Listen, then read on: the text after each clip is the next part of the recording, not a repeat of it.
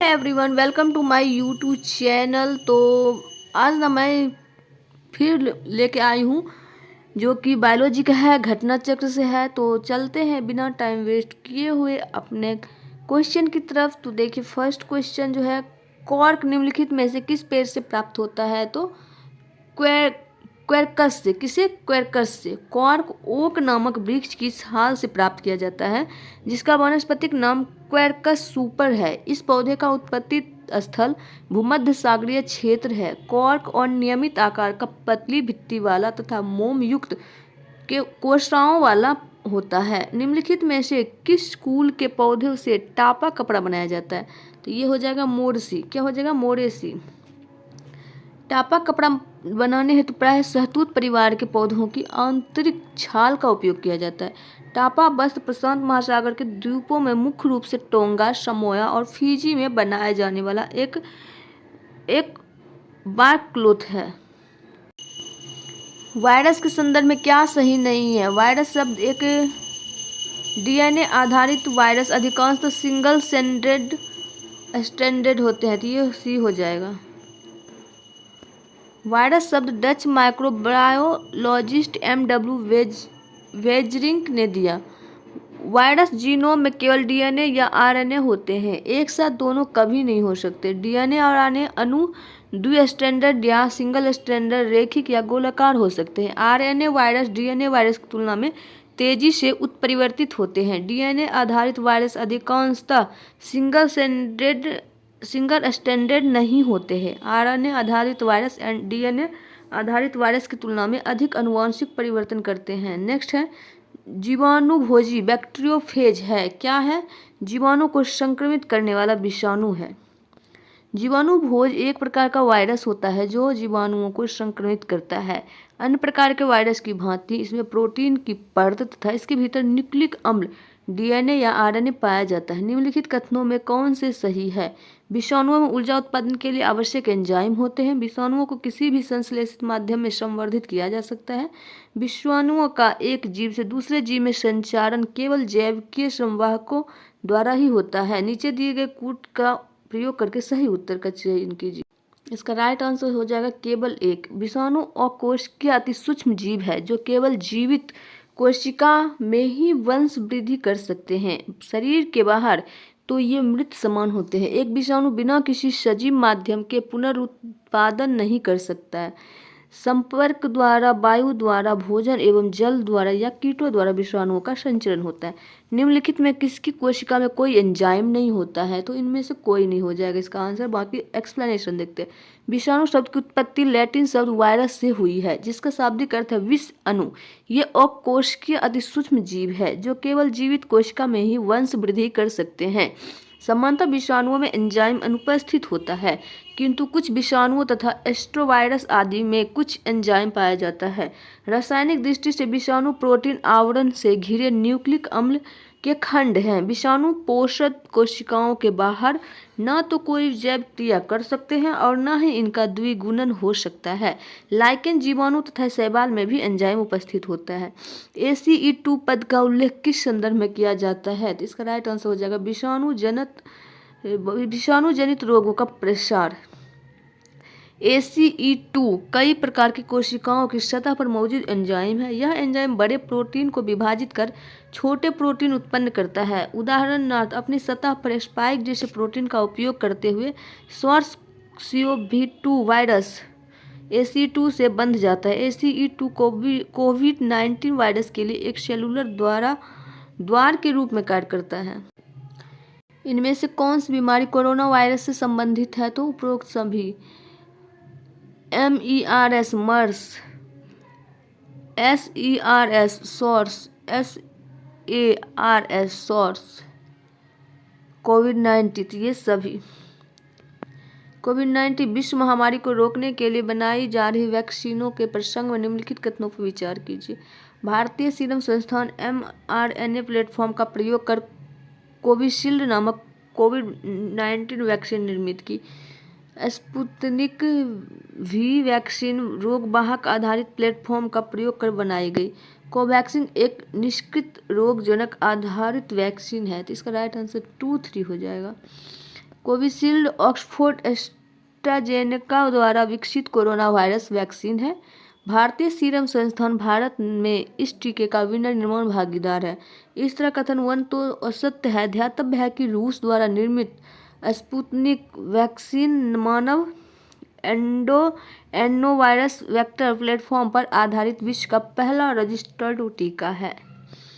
Covishield Bharat Covid vaccine जिसे WHO द्वारा अनुमोदित किया गया है, किसके द्वारा निर्मित है? तो ये सीरम इंस्टीट्यूट के द्वारा। वयस्कों को दी जाने वाली कोविशील्ड वैक्सीन के प्रत्येक डोज की मात्रा कितनी होती है? तो इसका राइट आंसर होगा 0.5 मिलियन ml। कोविशील्ड वैक्सीन में प्रत्येक डोज की मात्रा 0.5 ml की 2 अलग अलग खुराक शामिल है। भारत सरकार की अनुशंसा अनुसार पहली खुराक के बाद 12 से 16 सप्ताह के बीच दूसरी खुराक दी जानी चाहिए। किस देश में भारत को स्पुतनिक वी कोविड वैक्सीन का निर्यात किया? तो ये हो जाएगा रूस। भारत ने कोविड वैक्सीन स्पुतनिक वी को रूस से आयात किया। यह दुनिया की पहली रजिस्टर्ड कोविड-19 वैक्सीन है। इसका नामकरण प्रथम सोवियत स्पेस अंतरिक्ष यान के नाम पर रखा गया। निम्न में कौन सा रोग कीट से काटने से होता है? तो हो जाएगा डेंगू। डेंगू ज्वर हड्डियों और जोड़ों के भयंकर पीड़ा तथा तेज ज्वर होता है। यह एक प्रकार का विषाणु के संक्रमण से होता है जिसे क्यूलेक्स फैटिंगेस, एडिज एल्बोपिक्टस तथा एडिज इजिप्टी नामक मादा मच्छर फैलाते हैं। यह रोग महामारी के रूप में अचानक फैलता है। इस रोग को हड्डी तोड़ ज्वर भी कहते हैं। डेंगू बुखार निम्नलिखित में से किस मच्छर के काटने से होता है? तो ये हो जाएगा एडिज और क्यूलेक्स। डेंगू एक बुखार है जो उत्पन्न होता है तथा दूसरे मनुष्यों में पहुंचता है वायरस और मादा एडिज मच्छर के द्वारा। डेंगू बुखार में मानव शरीर में निम्नलिखित में से किसकी कमी हो जाती है? तो प्लेटलेट्स की। डेंगू बुखार से पीड़ित रोगी के रक्त में प्लेटलेट्स की संख्या कम हो जाती है। चूंकि प्लेटलेट्स शरीर में रक्तस्राव रोकने में प्रमुख भूमिका निभाते हैं, अतः इनकी कमी से असामान्य रक्तस्राव हो सकता है। निम्नलिखित कथनों पर विचार कीजिए। डेंगू मच्छर द्वारा संचालित प्रोटोजोआ रोग है। प्रत्येक नेत्र गुहा पीड़ा डेंगू का लक्षण नहीं है। त्वचा पित्तिका नाक से रक्तस्राव डेंगू के कुछ लक्षण है। तो ये हो जाएगा केवल 3।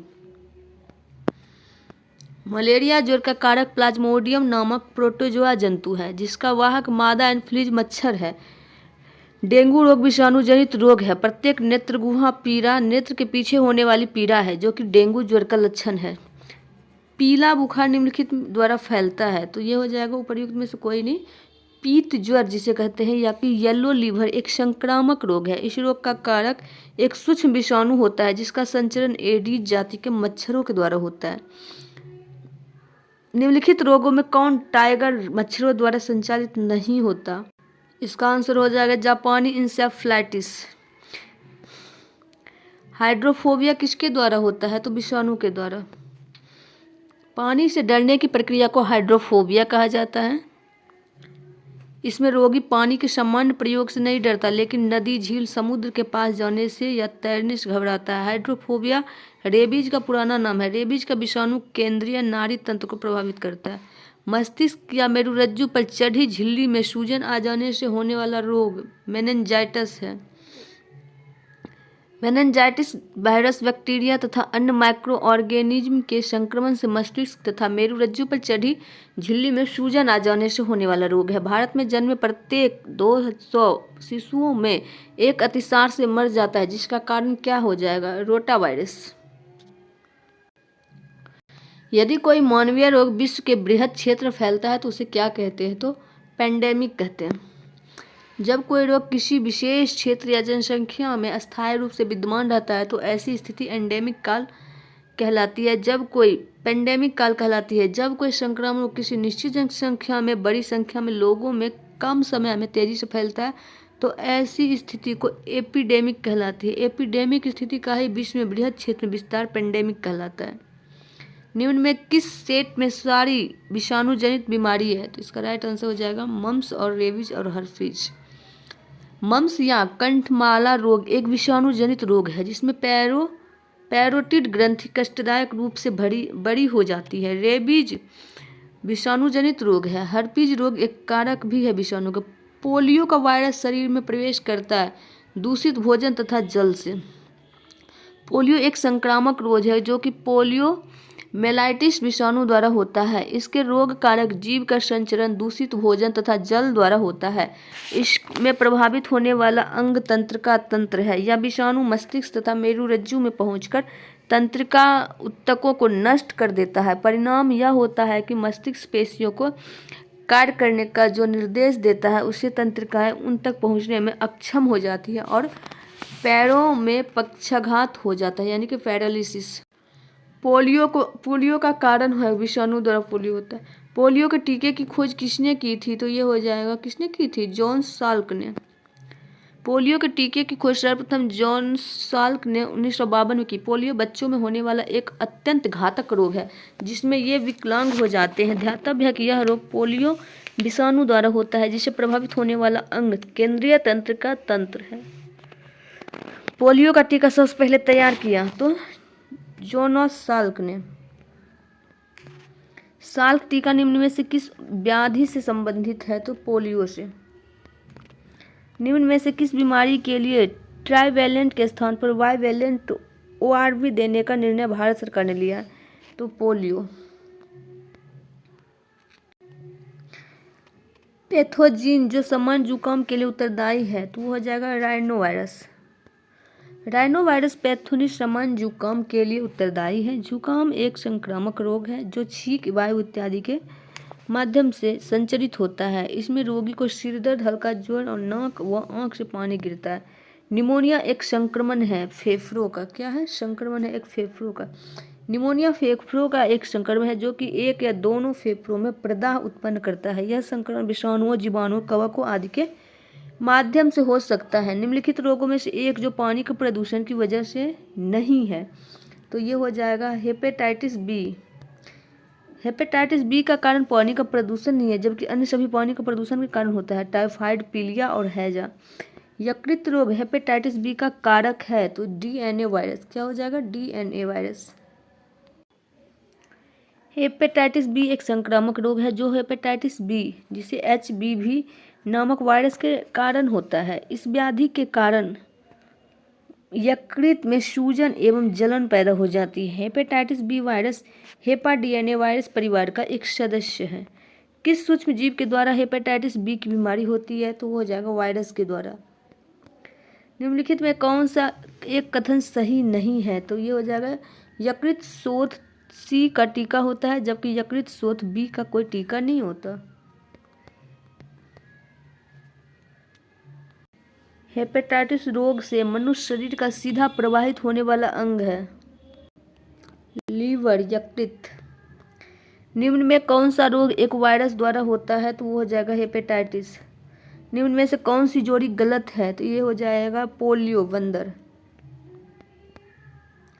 प्लेग एक संक्रामक रोग है जो चूहों द्वारा फैलता है। रेबीज या हाइड्रोफोबिया पागल कुत्ते के काटने से फैलता है। टेप1 सूअर का अधपका मांस खाने से हमारे शरीर में पहुंचता है। पोलियो बंदर से नहीं बल्कि पोलियोमेलाइटिस विषाणु द्वारा होता है तथा दूषित भोजन जल द्वारा फैलता है। निम्नलिखित रोगों पर विचार कीजिए तो डिप्थीरिया छोटी माता जिसे चिकन पॉक्स कहते हैं, चेचक स्मॉल पॉक्स।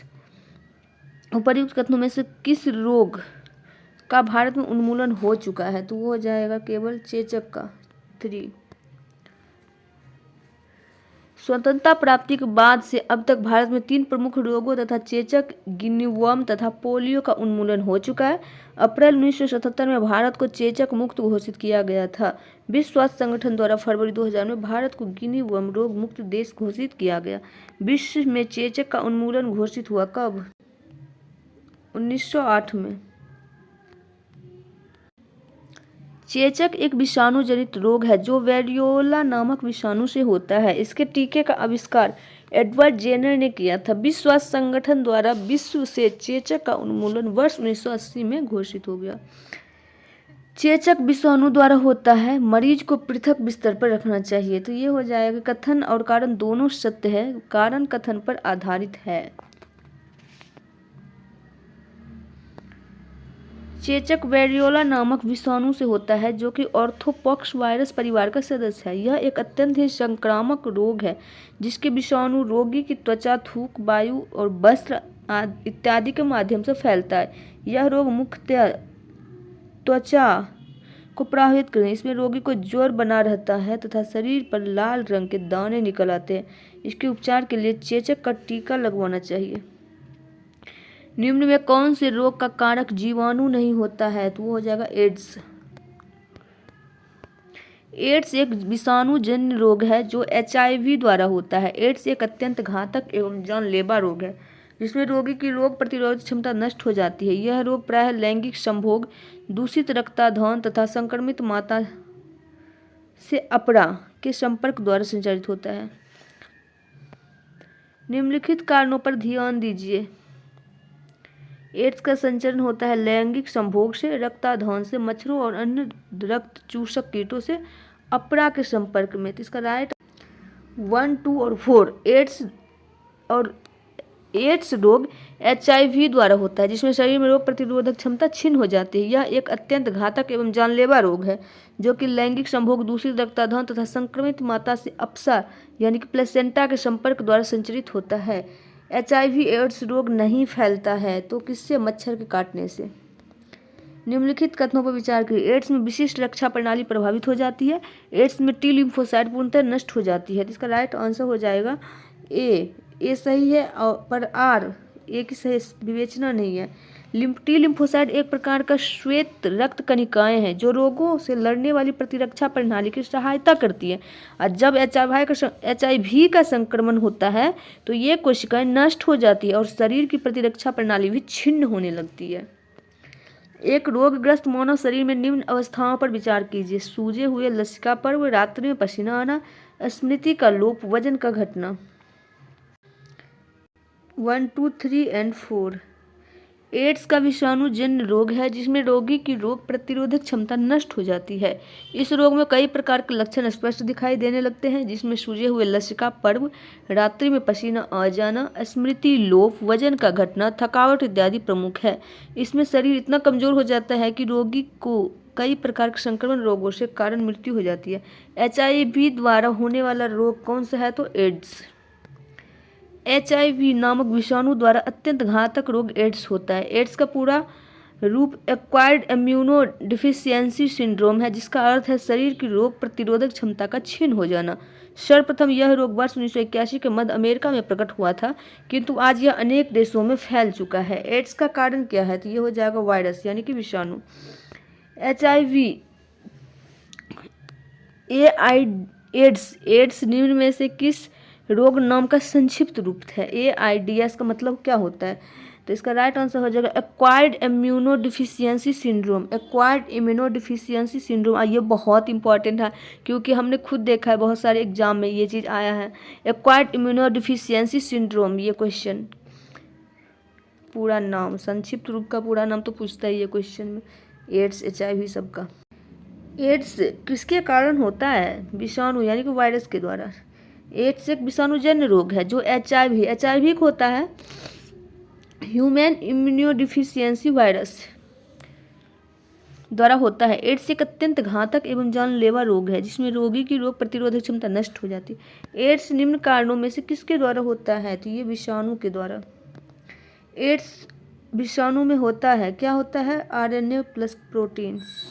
HIV एक तरह का रेट्रोवायरस है। RNA के निर्माण के लिए आनुवंशिक सूचनाएं देने वाले वायरस के प्रकार को रेट्रोवायरस कहते हैं। HIV धनात्मक एकल रेशे वाले RNA की 2 प्रतियां से मिलकर बना होता है। निम्नलिखित कथनों पर विचार कीजिए। एडिनोवायरसों में एकल तंतु DNA संजीन होते हैं जबकि रेट्रोवायरस में द्वितंतु DNA संजीन होते हैं। कभी कभी सामान्य जुकाम एडिनोवायरस के कारण होता है जबकि एड्स रेट्रोवायरस के कारण होता है। तो इसका राइट आंसर हो जाएगा केवल 2 जो है बिल्कुल सही है। एड्स के लिए उत्तरदायी विषाणु उदाहरण है तो ये हो जाएगा रेट्रोवायरस। क्या हो जाएगा? रेट्रो विषाणु। निम्नलिखित बीमारियों में से कौन सी टैटू बनवाने के द्वारा एक व्यक्ति से दूसरे व्यक्ति में संचरित हो सकती है? तो इसका राइट आंसर हो जाएगा यकृत शोथ या HIV एड्स। 2 और 3। टैटू बनवाने से कई प्रकार के संक्रमण का खतरा रहता है। इससे हेपेटाइटिस, HIV, ग्रैनुलोमस तथा केलॉइड जैसी बीमारियां हो सकती है। HIV और हेपेटाइटिस B एवं C रक्त के संक्रमण से होने वाली बीमारी है, जो टैटू बनवाने में प्रयुक्त सुई के कई लोगों पर बार बार इस्तेमाल होने से हो सकती है। चिकनगुनिया वायरस के संक्रमण से चिकनगुनिया रोग होता है, जो कि संक्रमित मच्छर से संचरित होता है। निम्नलिखित में कौन सा प्रभेद भारत में प्रभावी है? तो ये HIV-1C। तो आज के लिए इतना ही, फिर मिलेंगे नेक्स्ट वीडियो में। तब तक के लिए बाय, टेक केयर। वीडियो पसंद आए तो लाइक कर दीजिएगा, शेयर कर दीजिएगा और चैनल को सब्सक्राइब जरूर कर दीजिएगा। Thanks for watching. Bye bye, take care.